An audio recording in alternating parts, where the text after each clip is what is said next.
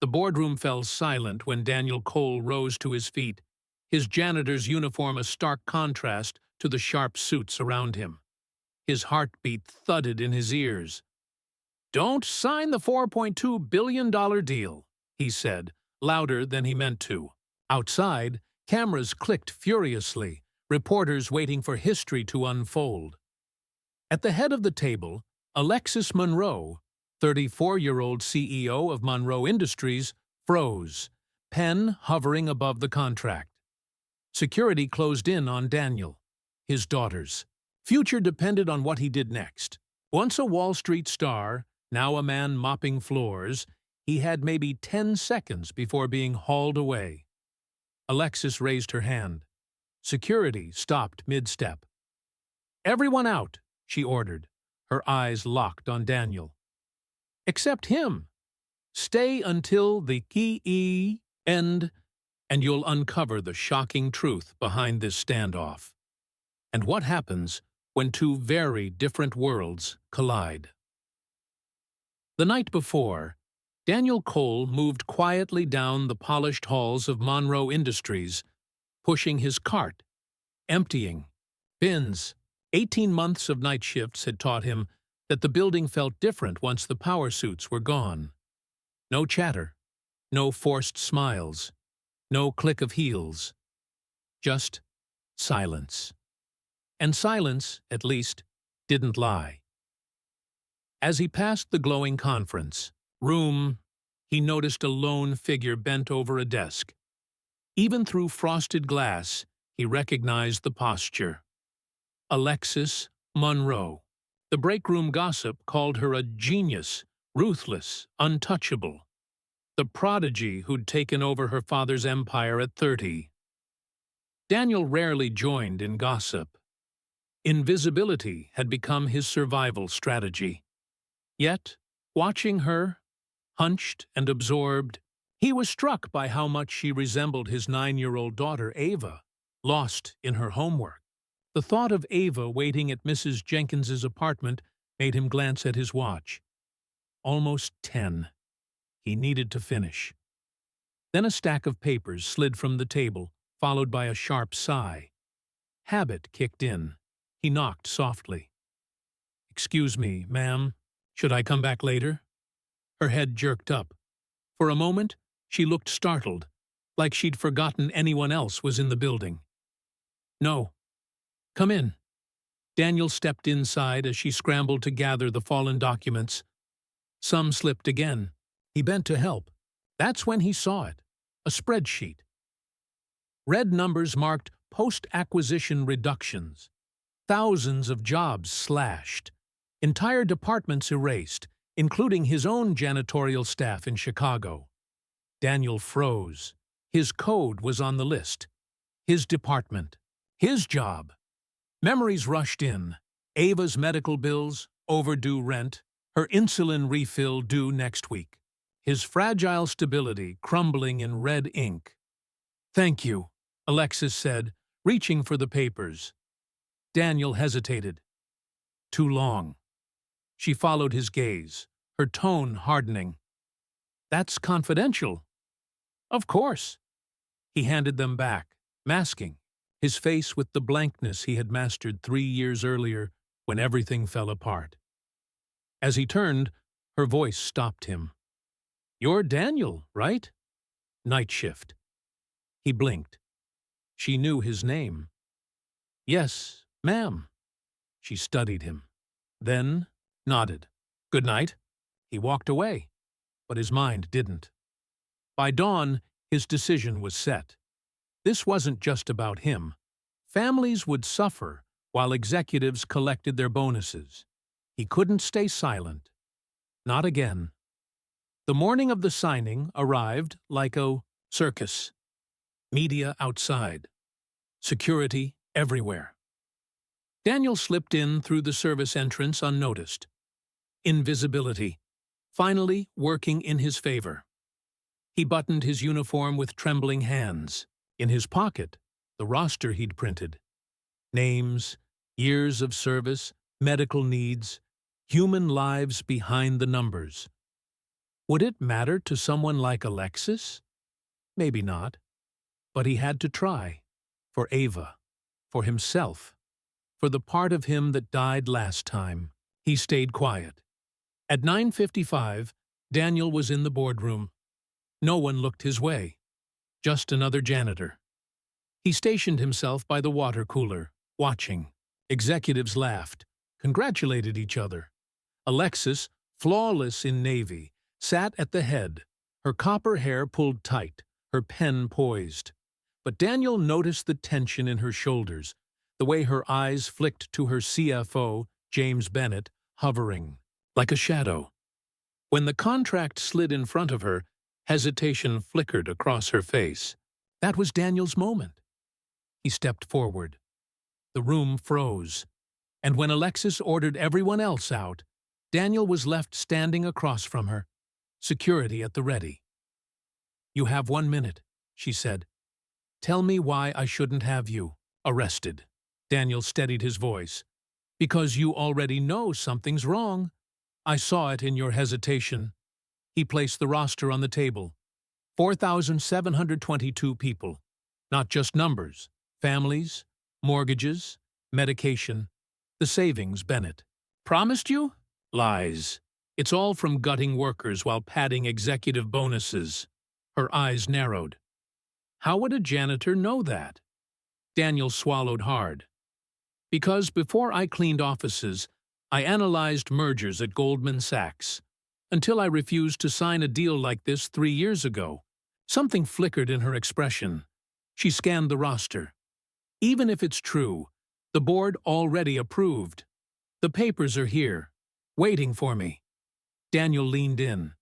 Check the real numbers. TechVision is overvalued by 30%. Their R&D, pipeline, empty. I saw the reports. They're selling you a shell, and your board knows it. Color drained from her face. That's a serious claim. Serious enough to lose my job for. Silence stretched. Then she pressed the intercom. The signing is postponed. 24 hours. No questions. Turning back to Daniel, her eyes burned sharp. My penthouse. 8 o'clock tonight. Bring proof. Waste my time, and you'll never work in this city again. As security walked him out, the weight of what he'd done settled in. His job was gone, no matter what. On the bus, he called Mrs. Jenkins, asked her to keep Ava longer. She agreed, though her questions cut deep. At home, Daniel dug out his old laptop. Dusty, outdated, but it still ran his financial tools. By 7:30, he had enough analysis to make his case. He pulled on his best shirt and worn navy slacks and left. Her penthouse towered over downtown. The guard called up, and to Daniel's surprise, Alexis herself gave the order. Send him up. The elevator ride was long enough for doubt to creep. In? Was he crazy? Challenging the most powerful woman in the city? The doors opened to a penthouse that felt less like a home, more like a museum. Glass walls, glittering skyline, barely any furniture. Alexis stood by the window, still in her business suit, a drink in her hand. Right on time, she said, gesturing to monitors on the dining table. Show me. Daniel laid out the numbers. Hidden debts, inflated projections, the hollowed-out core of TechVision. Alexis listened, sharp and unblinking, firing questions, connecting dots. 2 hours slipped by in a blur of heated discussion, numbers flying across the screens, arguments rising and falling like waves. For a while, Daniel almost forgot the canyon that divided their lives. Almost, until his phone buzzed. Mrs. Jenkins, he answered, hearing the worry in her voice. Ava's fever spiked again. The world snapped back into focus. Daniel grabbed his things. I have to go. My daughter's sick. Alexis looked up, the sharp CEO mask cracking just enough to reveal concern. Is it serious? He hesitated. Then the truth slipped out. She has type 1 diabetes. Her blood sugar's been unstable. Since he stopped himself, shook his head. I just need to get home. He was halfway to the elevator when Alexis's voice followed. Wait, let me drive you. Before he could argue, she was already grabbing her coat and keys. Daniel barely had time to process the absurdity. The CEO of Monroe Industries and her janitor, descending side by side, headed for his rundown apartment.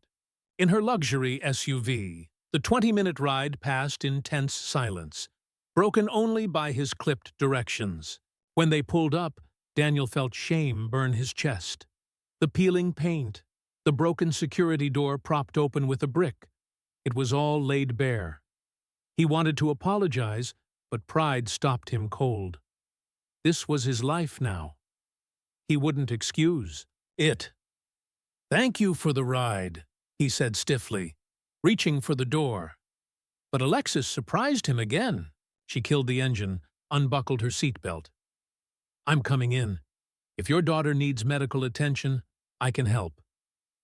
Inside, the apartment was small but spotless, every corner organized with the discipline of a single parent.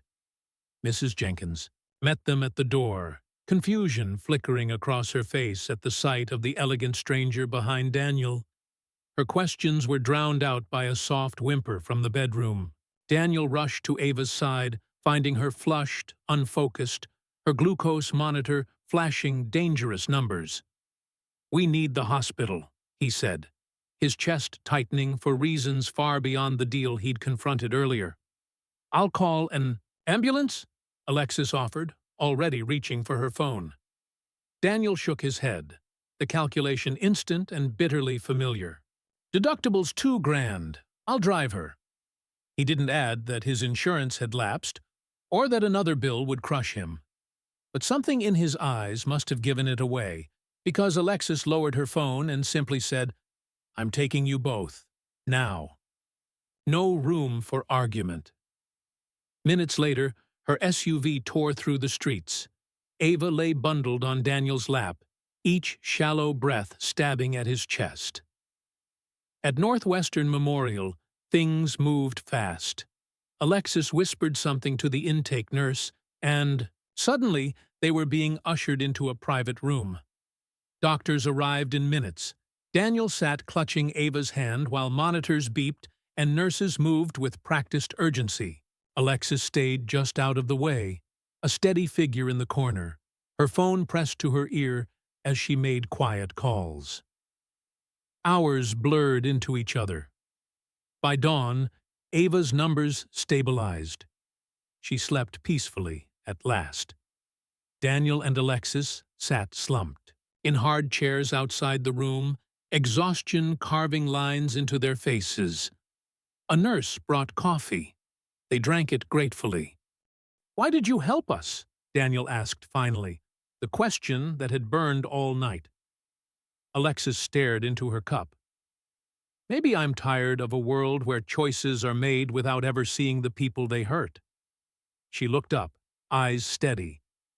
Or maybe I just wanted to know how someone goes from Wall Street to pushing a janitor's cart. The invitation hung in the quiet. Daniel hadn't told this story in years, had buried it under survival. But something about the night broke through his defenses. I was a rising star at Goldman, he began. His voice was low, almost reluctant. Specialized in tech mergers. 4 years ago, I was lead analyst on a big acquisition. Not so different from your TechVision deal. I saw the cracks, the layoffs, hidden under pretty words like synergy. When I flagged it, they told me to fix the numbers, not the deal. He rubbed at his eyes. I refused. Then my wife, Laura, was diagnosed with cancer. Suddenly, I had bills, a terrified daughter, and a choice to make. I chose my family, revised the numbers. The deal went through. Thousands lost their jobs, but I kept mine for 6 months. Then they cut me loose anyway, right after Laura died. No severance, No insurance, just gone. His voice hardened with old bitterness. The universe has a twisted sense of justice. Alexis sat in silence, her face unreadable. Finally, she asked, "And yet, you still spoke up yesterday, knowing the cost." Daniel glanced toward Ava's room. Maybe I needed her to know her father can still do the right thing, even when it hurts. The words left him feeling raw, more exposed than any financial confession ever had. Alexis nodded slowly. I built my career being harder, faster, smarter than anyone else. My father drilled it into me. Weakness has no place in business. And I believed him. She paused, the first hint of cracks in her armor. But lately, I wonder what the point is. Empty penthouse, no life outside boardrooms, wins on paper that feel like losses in my gut. And until tonight, I never had to face the Daniel Coles of those decisions. Morning light spilled across her tired features, softening her sharp edges. By afternoon, Ava was discharged. Daniel braced for the bill, but the clerk told him everything was covered. Outside, Alexis's driver waited with her car. "I need to get back," she said. "The board is panicking over the delay." She handed Daniel a card, her personal number scrawled across the back. "Call me. We're not done with Tech Vision. In the meantime, stay home with Ava. Your job is safe." The CEO mask was back, but Daniel sensed something had shifted underneath. He nodded, torn between gratitude and pride. Ava tugged his sleeve and looked up at Alexis.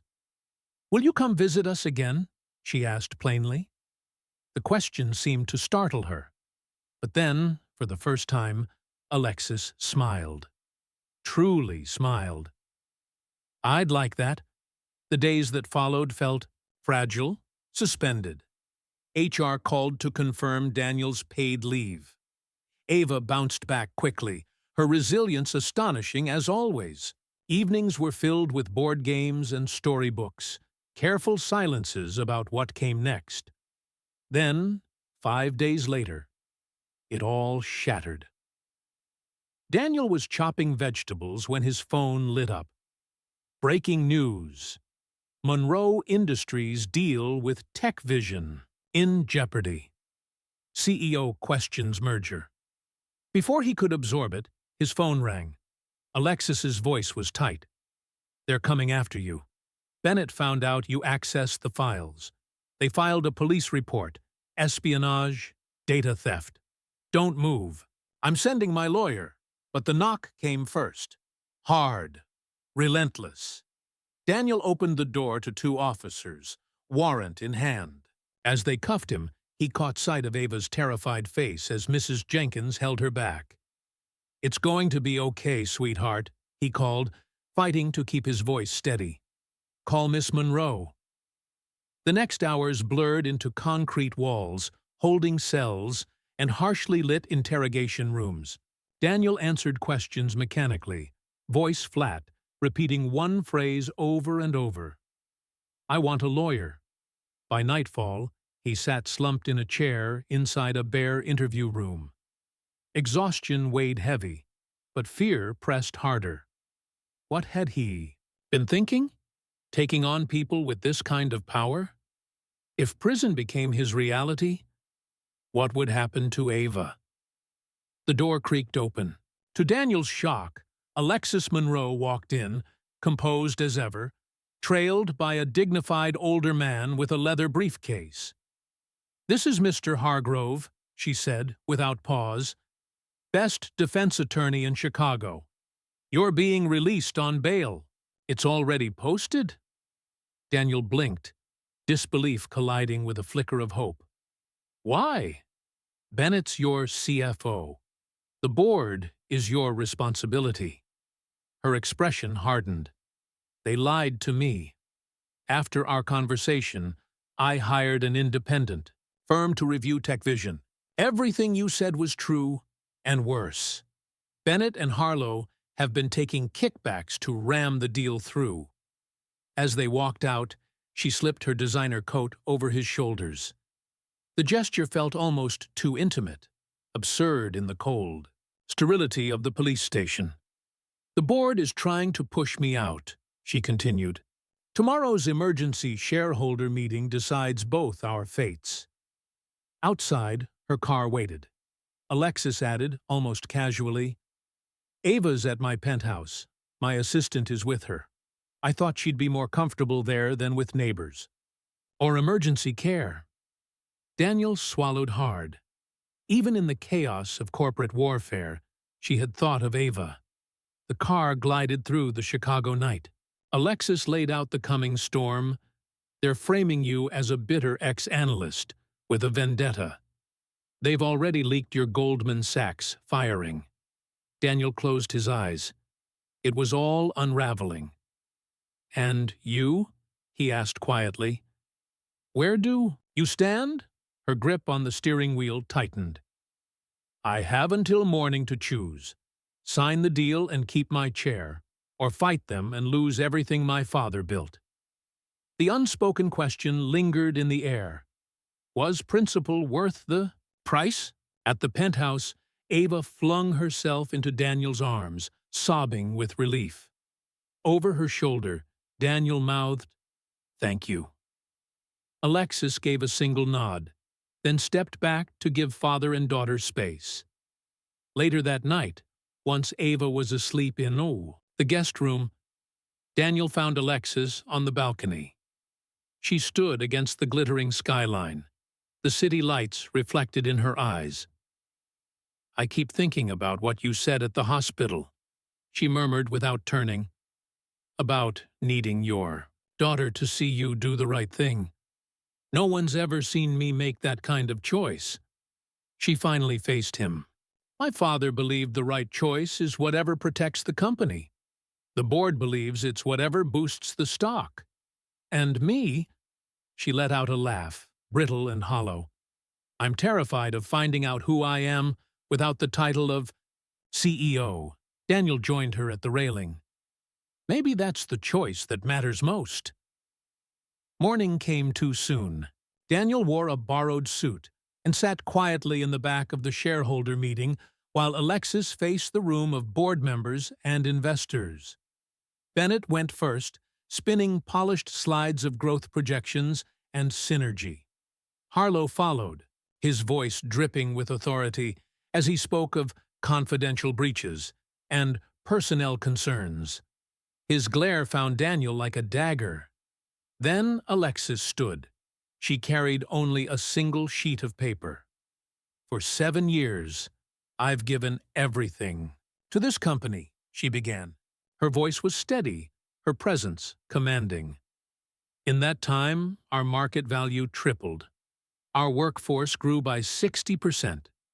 And through it all, I've held integrity as our greatest strength." She paused, locking eyes with Bennett and Harlow. "That integrity is why I cannot, in good conscience, sign the TechVision deal." The room stirred, uneasy murmurs spreading. "The numbers are false. The model's deliberately misleading. This deal doesn't build growth. It guts employees and strips assets. It's not innovation. It's betrayal." Her words grew sharper, stronger, as she laid out the evidence. Then she placed the single sheet of paper on the podium. Her resignation. "If this deal moves forward, it will do so without me. I will not build success on broken lives." Chaos erupted. Voices clashed, papers shuffled, phones lit up. Hours of debate, shouting, closed-door maneuvers followed. But by the end, the outcome was clear. The deal was dead. So was Alexis's tenure as CEO. She would keep her shares, her board seat, but within 30 days, someone else would run Monroe Industries. Daniel's charges evaporated, but there was no fairy tale ending waiting for him at the company either. That evening, the two of them left headquarters side by side. both stripped of titles, both uncertain what came next. Alexis laughed suddenly, the sound unguarded, almost joyous. "You know what's strange? I feel lighter than I have in years." Daniel smiled faintly. He understood perfectly. Freedom often feels like that, even when it costs everything. They walked together into the early summer night, no destination in mind. 3 weeks later, Daniel knelt in the small community garden behind his apartment building, showing Ava how to press her fingers into the soil to test if it was ready for their tomato plants. The late afternoon sun cast long shadows over the rows of young sprouts, and Ava's laughter carried on the breeze. His phone buzzed on the ground beside him. Alexis's name lit up the screen, her now daily call. Since the shareholders' meeting, the two of them had thrown themselves into a new venture, a responsible investment fund designed to support companies with fair and sustainable labor practices. Daniel's sharp financial knowledge paired surprisingly well with Alexis's powerful industry ties and unshakable vision. Together, they'd turned their first project into reality, designing an employee ownership model for a tech vision division that would have otherwise been gutted. "The funding came through," Alexis said as soon as he picked up, her tone clipped but edged with excitement. "We can present the offer next week." Daniel's lips curved into a smile as he watched Ava carefully pour water over the seedlings, tongue poking from the corner of her mouth in concentration. "That's 200 jobs saved," he murmured. "A good start." On the other end, Alexis's voice softened. "Are you still coming for dinner tonight? I tried that pasta recipe you mentioned." The simple domesticity of her words struck Daniel harder than any corporate victory. How quickly their lives had entwined, how naturally Alexis had carved space for him and Ava in her world, and how effortlessly they had done the same for her. "Wouldn't miss it," he replied. "Ava's made you something. She won't even tell me what it is." Ava looked up at him then, cheeks smudged with soil, eyes sparkling with mischief. When the call ended, Daniel slid the phone back into his pocket and returned to their gardening, quietly reflecting on the unlikely path that had led him here. The professional partnership with Alexis was growing into something deeper, though neither of them had dared name it yet. There was time for that, and for everything else. That evening, Alexis's penthouse no longer felt cold and cavernous. Books now lined the shelves. A few green plants softened the sleek corners. And here and there, an abandoned toy or coloring book Ava had left behind. Signs of life and warmth.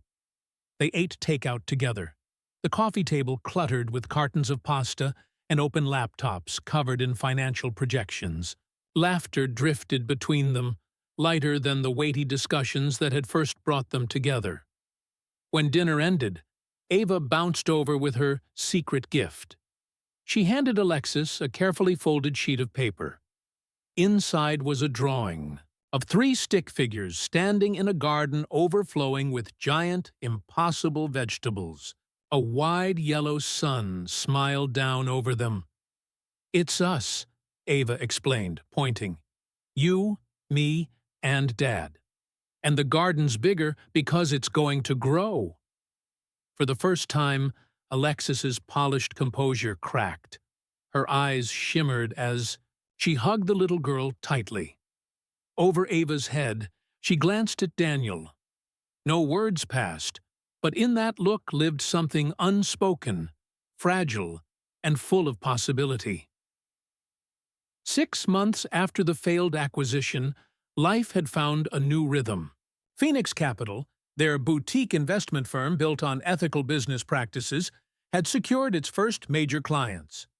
Daniel's financial instincts had returned stronger than ever, sharpened by hardship and tempered with empathy. Alexis, once known for ruthless efficiency, had discovered she could rebuild struggling companies without destroying the people inside them. And Ava? She thrived. Her health was stable, her school life blossomed, her laughter more frequent. Together, the three of them built routines, inside jokes, favorite restaurants, weekend traditions, not a conventional family, but something real, something honest. On a crisp autumn night, after a client dinner, they strolled through Millennium Park. The city lights glowed against the cool air. Ava ran ahead, her small figure reflecting endlessly in the mirrored surface of the cloud gate. Daniel slowed beside Alexis. "Do you ever regret it? Walking away from everything you built?" Alexis watched Ava's reflection multiply across the curved steel, her own eyes softening. "I didn't walk away from what mattered," she said quietly. Her hand slid into his, steady and sure. "I just finally understood what's worth building." They stood together, watching Ava's laughter ripple into the night. Two people who had lost almost everything had somehow discovered the kind of new beginning neither would have dared imagine back in that tense boardroom. Sometimes, the most valuable deals aren't signed on paper. They're written in the heart, in courage, in second chances, and in the families we choose along the way. If this story touched you, subscribe to our channel and like this video for more stories that heal and remind us what truly matters. Share your thoughts in the comments. We'd love to hear from you.